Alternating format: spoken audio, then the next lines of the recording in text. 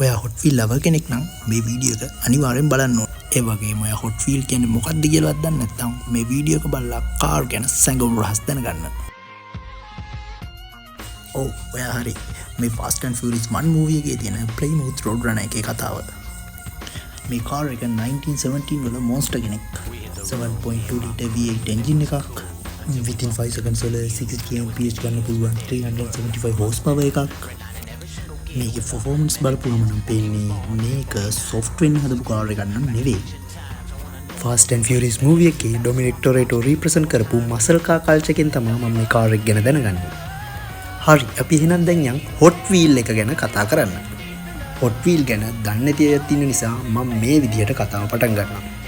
hot wheel එකක් කියන්නේ ඇත්තම කාර් එකේ මිනි ස්කේල් එකට හදලා තියෙන toy එක.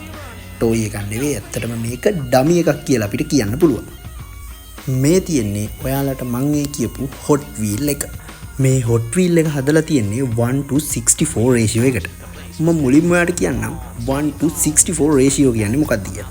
ඒ කියන්නේ 1:64 ගුණයක් කුඩා කරලා තමයි මේ කාර් එක හදලා තියෙන්නේ. මේක හදලා තියෙන්නේ ස්ටීල් වලින්ම තමයි. hot wheel ගැන තව ගොඩක් විස්තර දැනගන්න ඔයත් ආස කෙනෙක් නම් අනිවාර්යෙන්ම මේ channel එක follow කරලා තියාගන්න.